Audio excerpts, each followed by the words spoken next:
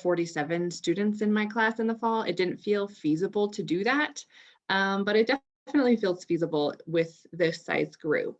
So you don't have to have anything today, but just know that I'll try my best to reserve a few minutes at the beginning of class for you to bring up things that are public health related, ideally specifically related to what we're talking about in class on any given day, or things you're thinking about, resources that you came across that you want to share.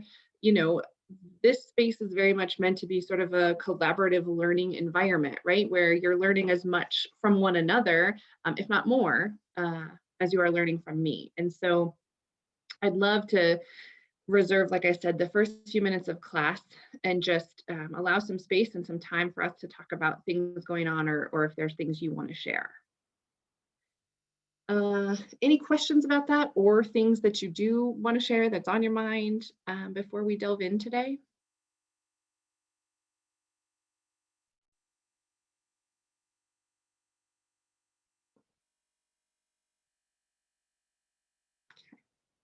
All right, well, just know that moving forward, we'll try to do that. I'm also going to try to do a little bit of an icebreaker on most days, or a team building kind of thing. Again, just so we can continue to get to know one another a little bit. We're going to be working so closely in different groups and things. So we're going to try to do that every day as well. So the first thing, like Hannah mentioned, let me pull up and share my screen real quick. I have a few slides for today, and then we're going to try some breakout rooms. So give me just a moment here. Okay, do you all see, let me just put it and make sure you see. Do you all see the slide?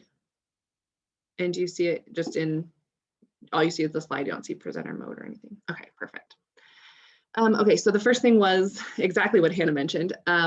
So we have the opportunity as a program to have Floretta King, who's an equity educator. They work with TILT here at CSU, but they also have their own consulting business. And they're going to be offering a racial equity training workshop. So I met Flo, gosh, it was probably 2.5 or 3 years ago. There was an event in Denver, and I just happened to sit down right next to them at this event. There were, I don't know, 200 or 300 people. Dr. David Williams, who some of you likely know, was speaking. And so I sat right down next to Flo, and we just got to talking. And they mentioned that they were at CSU. And so as many of you know, I have a nonprofit organization that I run. And I had been looking for somebody to come and do some training for our board of directors.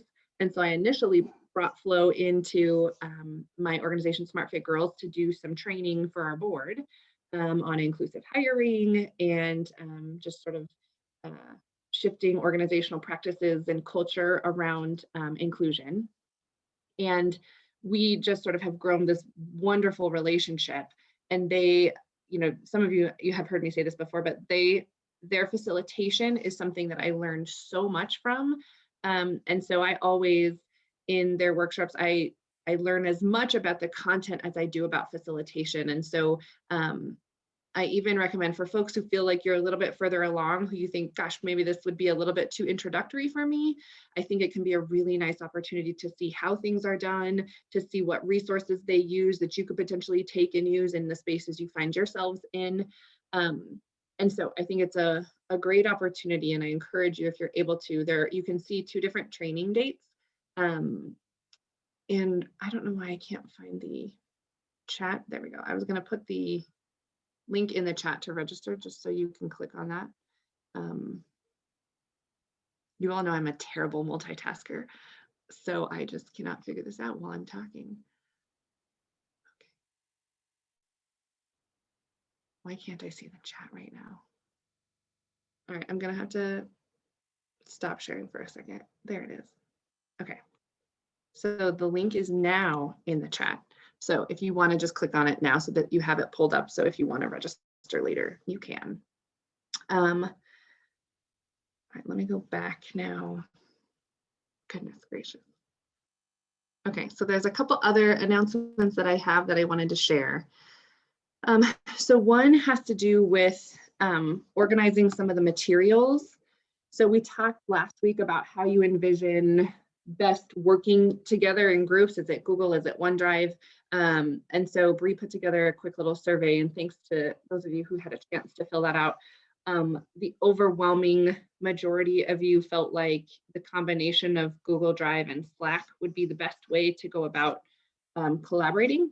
So Bree has already gotten the Google Drive set up, and she's going to work on getting a Slack channel. I think we're all going to learn a lot about Slack set up for us as well. So just be on the lookout. We'll keep giving you updates, but we'll just make sure that everybody is able to access things and that everybody is able to feel comfortable with how you do Slack and whatnot. So don't worry, we're all learning. And I know there are a couple of you in here who are Slack pros, so we will rely on you heavily as we're all learning that application. The other update I wanted to share is I'm going to do, so last semester in that class of 50 students, I did these mini office hours. If you remember at the very beginning of the semester, there were 10-minute time blocks with every student. And I'm going to do the same thing over the next week. Ideally, I'm going to have them scheduled next week.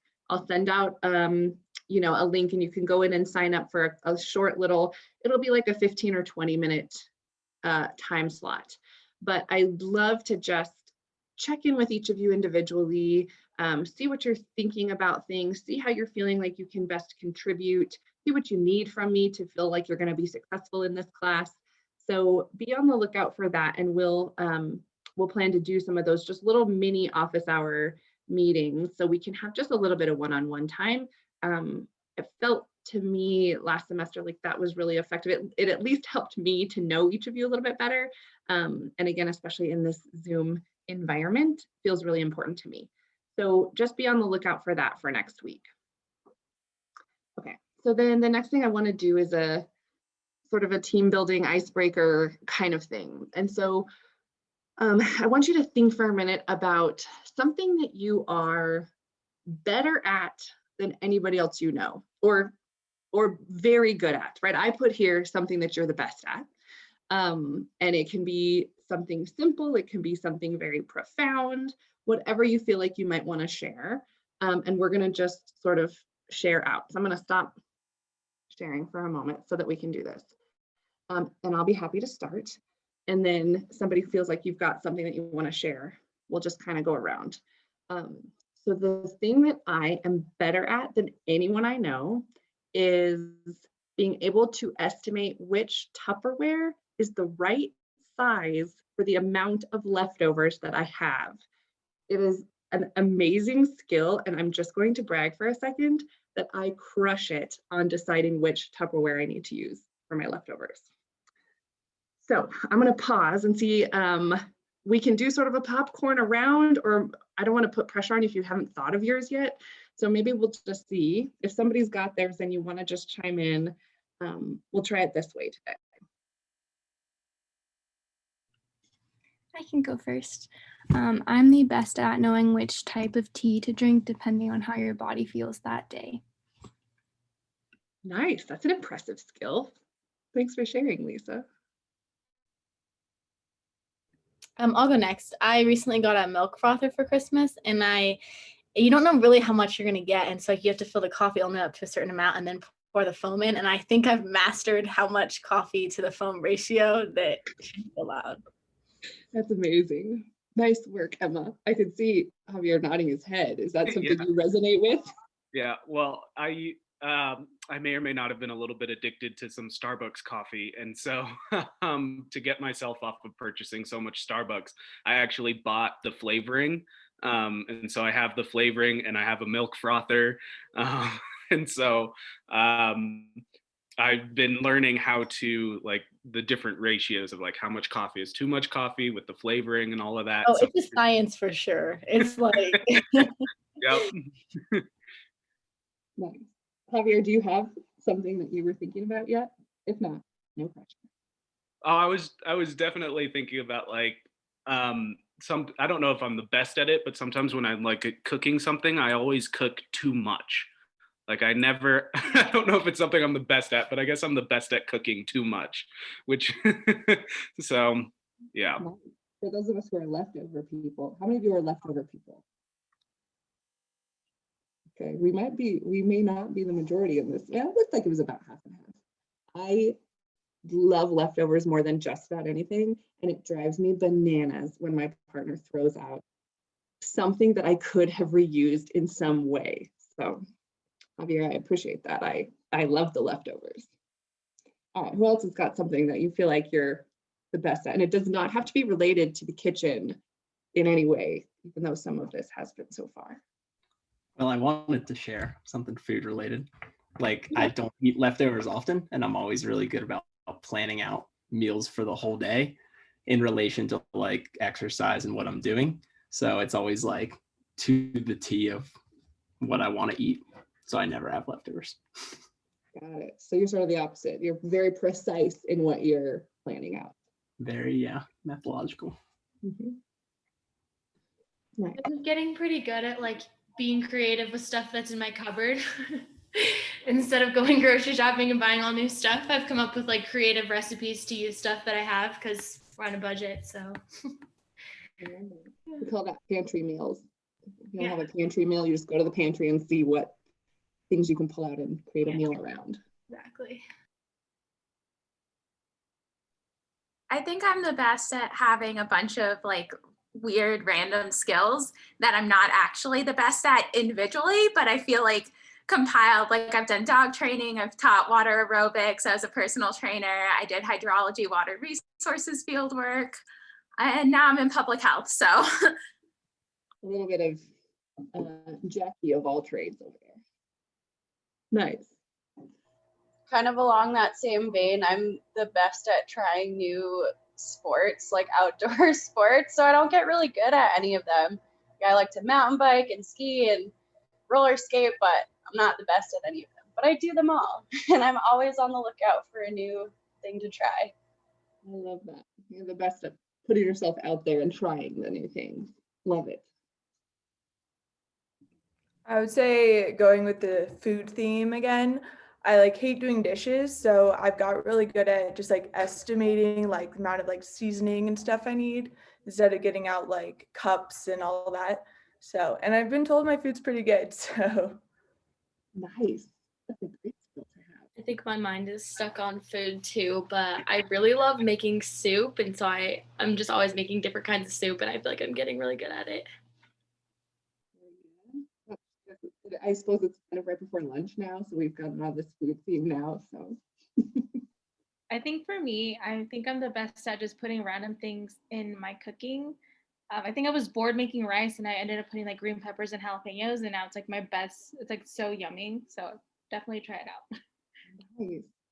Okay, so a couple of things that are coming to mind for me. One is once in a while when I have a smaller class, usually it's like 12 is my sort of cutoff. At the end of the semester, sometimes we'll do like a potluck. I have no idea if we're going to be able to be with one another by the end of the semester. Maybe we could do it at a park, but we could do sort of a potluck and then get to taste all of these wonderful dishes that everybody's talking about. Yeah, Rachel, I agree. Everyone does have so many cool skills that we didn't know about. What else?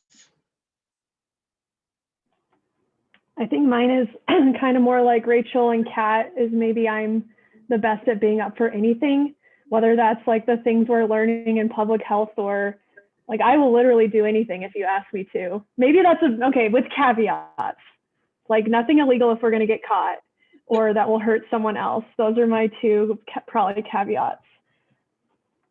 Oh, I love it. This is good. See, now you're also learning about one another here. When you need a buddy to go do something, call up Hannah. I feel like mine can also kind of go back to the sports thing, but I've like recently taken up snowboarding, and I am definitely not the best at snowboarding, but on 3 separate occasions, I've had multiple people compliment my like falling technique. So I feel like I'm getting pretty good at falling. Oh, I love that. That's amazing. And also probably helps you avoid injuries and all kinds of things. It's a good skill to have as a beginner snowboarder for sure. All right, let's see. I'm just checking my squares. Everybody shared. Bree, do you have some? I know you're kind of not always, closely paying attention. So, but do you have something that you feel like you're the best at? You'd like to share? I am like really good at cooking chicken perfectly because I used to struggle to get it like cooked perfect. It was either like pink in the middle or way too dry, but I have mastered it now. So I'm like the best at cooking chicken. Nice. I see that Rachel says she could use some help with that. I think the key was getting a cast iron skillet because I don't think you can mess it up if you don't have it. I think that was what did it for me. Nice. Yeah, nothing like chicken sushi. Yeah, that can be dangerous.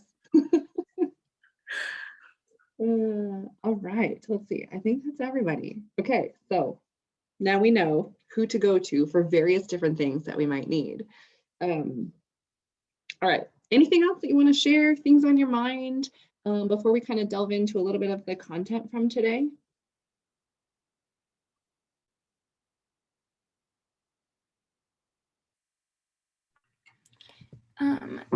I still feel kind of new to public health.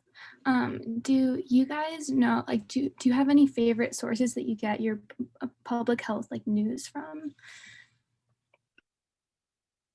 That's a great question, Lisa. Thoughts that people have? Okay, yeah, Robert Wood Johnson Foundation is really good. Change Lab.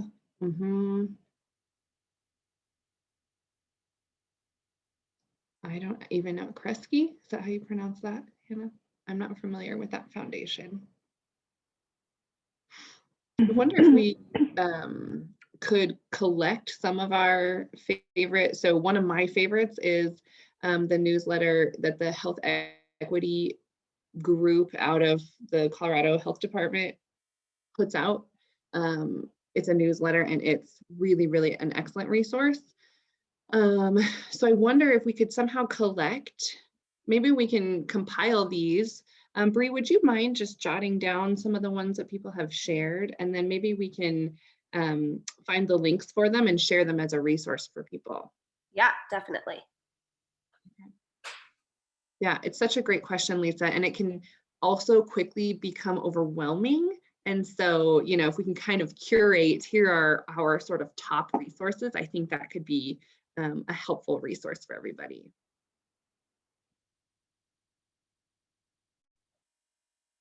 What else? Anything else coming up for folks?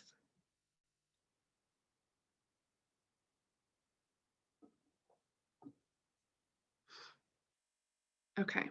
And Lisa, I also, I think you are not alone in feeling like you're sort of newer to public health, right? We sort of have a varying degrees of, some of you have your background in public health, some of you have your background in social work, right?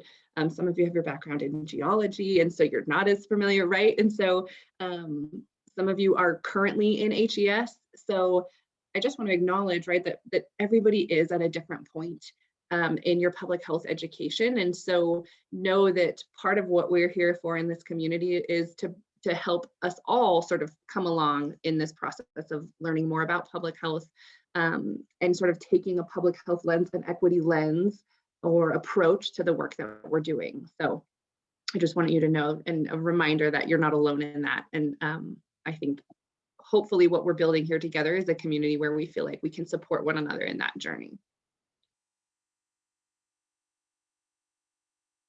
Okay. All right, so I want to just do kind of a very brief overview today of program planning, what it is, what are some of the major components. For many of you, this will be quite an overview or basic kind of refresher. Even some of the readings from today may have been, but I think it's important that we all sort of get on the same page as to what are we talking about when we say program planning. And then what is the piece of program planning that we're really going to take on as our project for this semester. So today we're talking a little bit more broadly about program planning generally. And on Thursday, we're really going to delve into community assessment as one component of program planning. So I'm going to share my screen again. And I have, like many of you know, not many slides, but we'll talk through a few of these things, and then we're going to do some breakout rooms and have some smaller discussions today. Okay.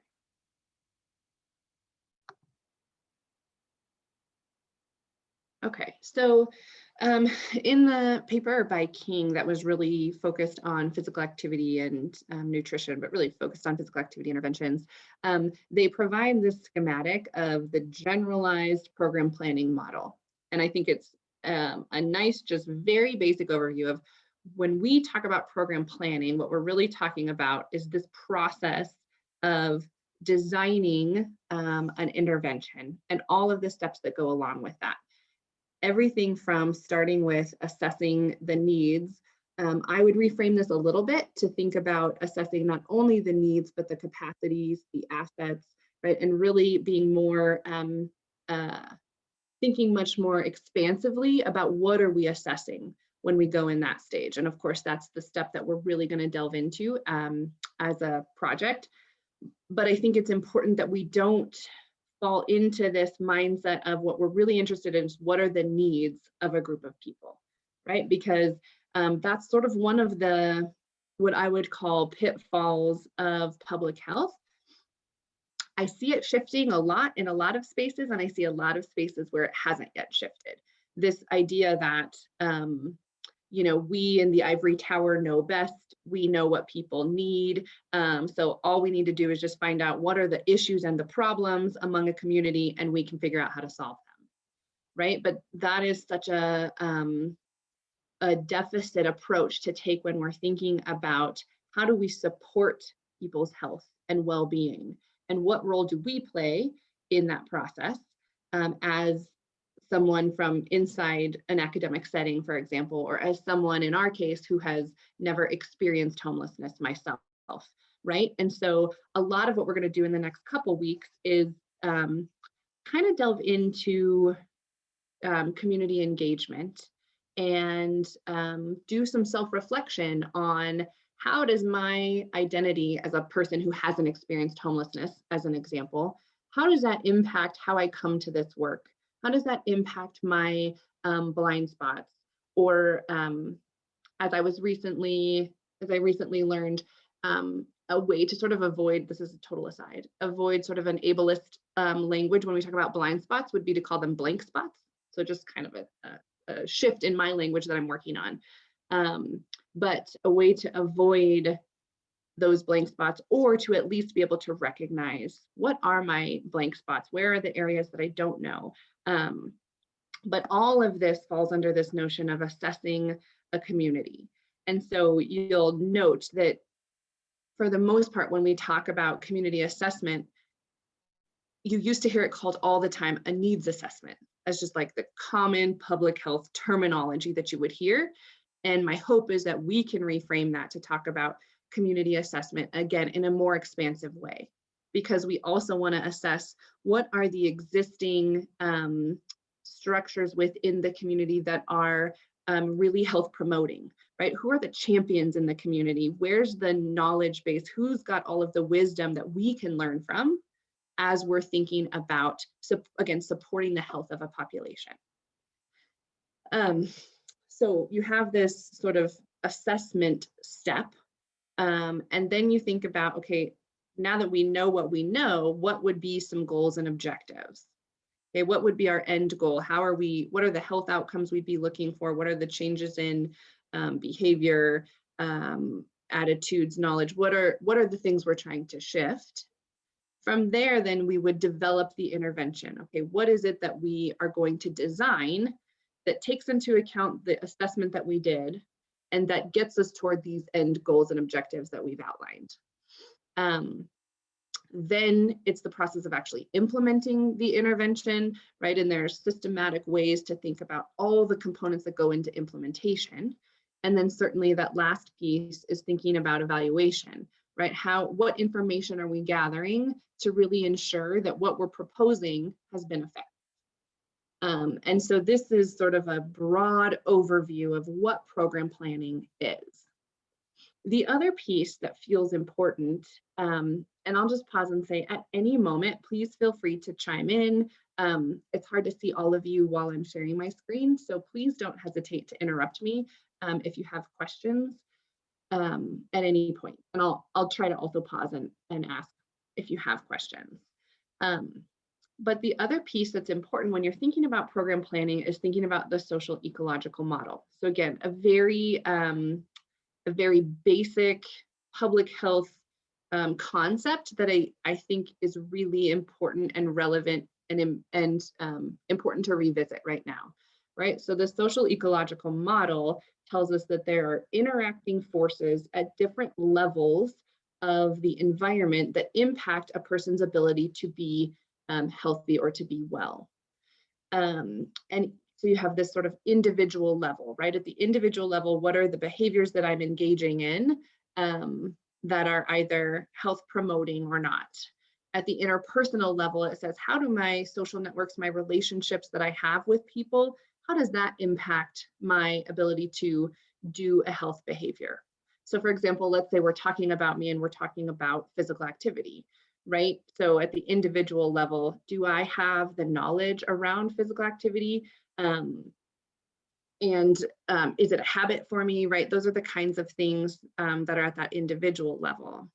At the interpersonal level, it says, are there people in my network who also value physical activity? Does my partner value physical activity? Do my friends, do the people that I spend time with value physical activity? Because the likelihood is that makes it easier for me to also participate in physical activity. The community and organizational level, technically, when you think about the community level, most people who sort of take this model call the community level the interaction between organizations. So thinking about the organizations that I find myself a part of, right? I'm a part of CSU. That's an institution that I'm a part of. I think about my healthcare provider as an institution. I think about my my spirituality, and if there's an institution that I'm a part of. The community level is how those organizations interact. So for example, does my healthcare provider offer anything at CSU? Do they have any kind of partnership, right? Just as an example. And then at the policy level, right, that's pretty self-explanatory. We're thinking about policies at all the different levels, from federal policies and state policies and local policies, even to policies within the organization that you find yourself in, right? Does CSU have a policy around taking a physical activity break, right? Or do you have to count that as part of your lunch if you're an hourly employee, right? So policies can happen at all different levels, and again, can all impact my ability to engage in a behavior. And the other piece that's important about social ecological model is that these levels can interact with one another and impact me. So I can impact the levels and the levels can impact me, right? So I have an opportunity to impact my interpersonal, right? That one's a little more self-explanatory. If I value something and I am in a friendship with somebody, then I might impact their desire or their engagement with physical activity. But it can also impact the communities I'm a part of, right? Maybe I am advocating at CSU to make physical activity breaks a part of the workday. And so, or maybe I'm advocating at the policy level, right? So the other piece of the model that's important is the interactions between the different levels. And the reason this is important and relevant for program planning, if we go back to that previous stage, is as you're thinking about the scope of an intervention or a program, you want to be thinking about which levels of the social ecological model we're impacting with the design of an intervention. You also want to be thinking about social ecological model when you're thinking about basically all the stages. But if you're thinking about a community assessment, you're thinking about these different levels. How are we assessing what's happening at the individual, the interpersonal, the community, right? So how are we assessing all of these different levels before we even get into the point where we might design something? It also is important in those latter stages in the implementation and the evaluation, right? So thinking about where does this initiative or program or intervention that I'm designing, where does it happen? And what are we evaluating? Are we evaluating things that happen at these different levels so that we can better understand how effective the intervention was? So that's sort of the interplay between the social ecological model and program planning generally. Questions or thoughts, things you're thinking about so far?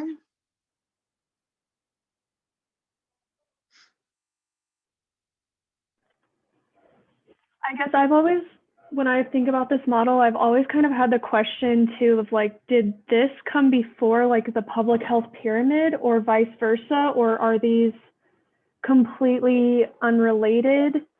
And like, do you see program planning as like something that's influenced the entire pyramid, or is it like at a certain level? Yeah, so the history behind the social ecological model, it really started in the 70s with somebody realizing that your environment impacts your ability to choose behaviors. And so it started in the field of psychology, really, and has been adapted for lots of different fields since then. But that's how it started was, you know, it's a little bit funny to think of at some point we had to realize that our environment impacts our behavior. But until that point, the dominant ideology was that a person has full volitional control over their own behavior, right? And that nothing else matters. And so that, you know, when you think about public health, this model has really been helpful in sort of the whole way we think about public health, right? Because we think about public health as all of the other environmental factors, context that impacts an individual. The pyramid, I believe, came a little bit later, but certainly is intimately tied to the social ecological model and to program planning, because any program planning that doesn't attend to the different levels of the social ecological model or the different levels of the pyramid is going to be insufficient in terms of long-term behavior change. I don't know if that completely answers your question, but certainly there's definitely an interplay, and program planning, when done effectively, should be taking into account the various levels. Other things you're thinking about?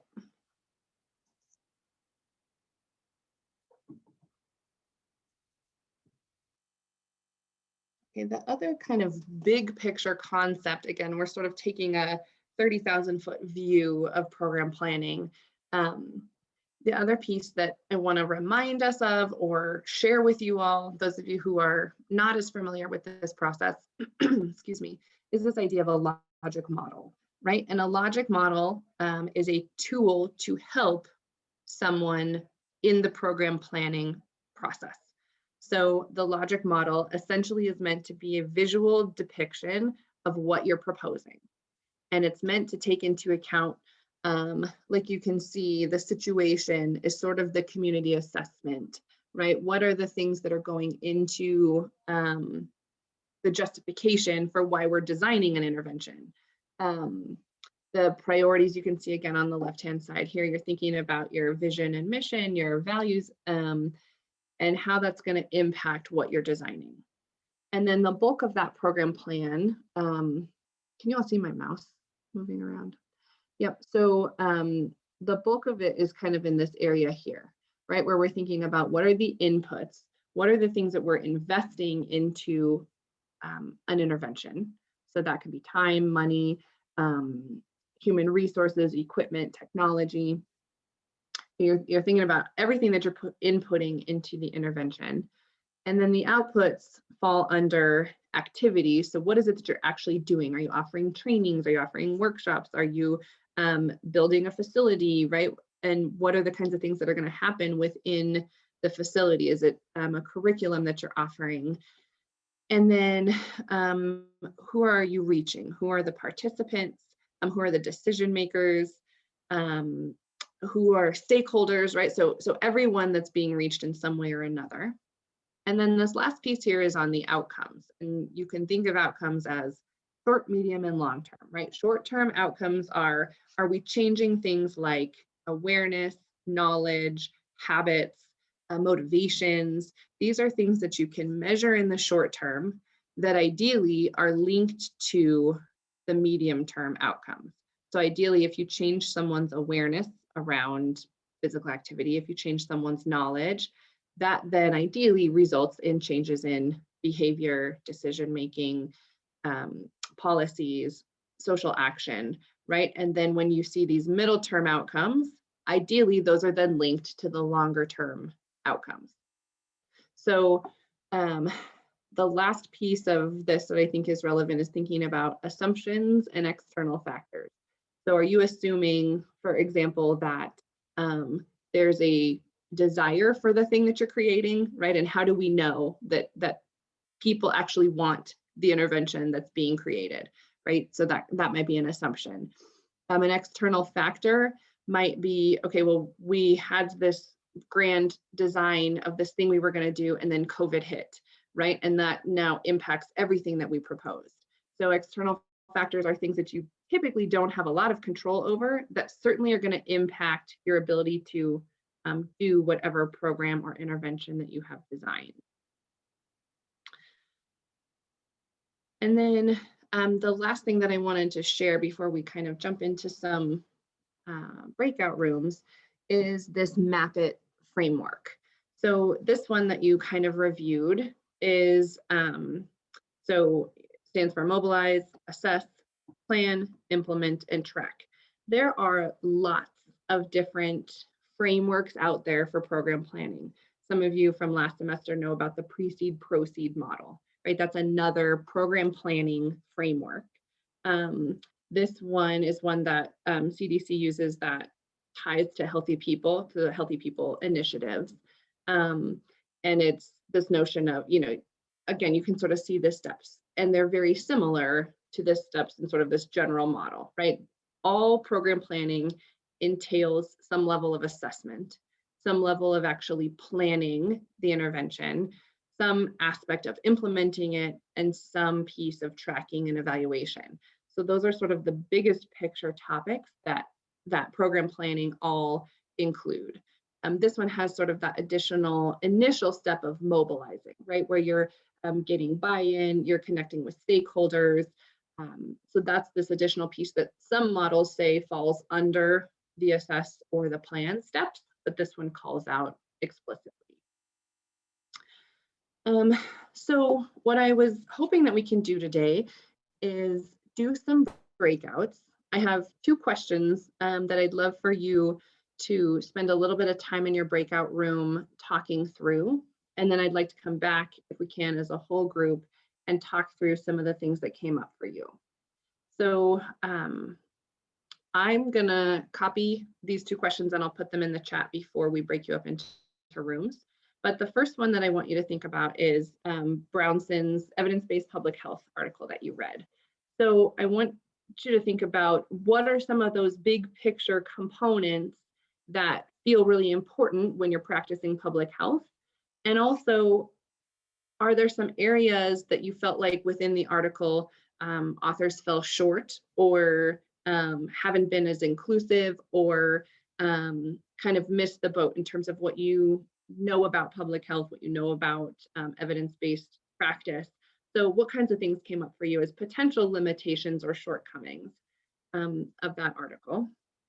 And then thinking about the MAP-IT framework that you sort of reviewed, and specifically focusing on that mobilize and assess steps, what aspects do you feel like might be relevant in our community assessment that we're going to be doing, our project that has to do with people experiencing homelessness? So I'm going to stop sharing.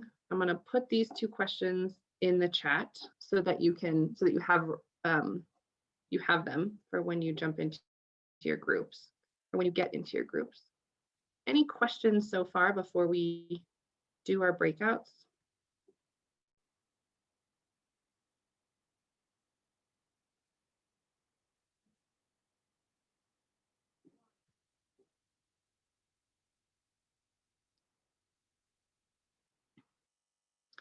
All right, so the 2 questions are in there. Let's take about 15 minutes. Maybe we'll come back right before noon, and then we can debrief as a whole group. It's going to take me just a second to put you in some breakout rooms. But the other thing, so I want to do another quick introductory team building activity right when you get into your groups. So what I want you to do is, I'm putting it in the chat. I want you to identify with everyone in your group if you can find 3 things that you all have in common, whatever you want those to be. Okay, so the first thing you're going to do is you're going to find those 3 things you have in common, and then you'll spend about 15 minutes talking through these 2 questions, and then we'll come back as a main group. Does that work? All right, so I'm going to do 3 breakout rooms, I think. And give me just a moment to put people in those.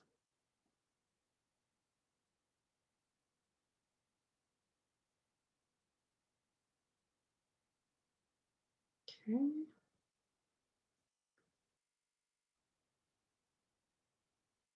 All right, I think we should be good. So I'm going to open those rooms, and then I'll probably pop in and just check in, see how the conversation's going. If you'll start with those 3 things in common and then delve into some of the discussion. And then I'll give you a little heads up when we're coming back.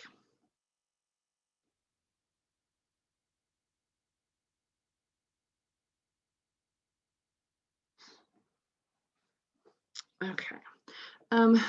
Bree, you could probably, in the past, what I've done is after this point, I kind of stop the recording, and I don't typically record the debrief part of the conversation. Okay. So if you're good and you don't have anything else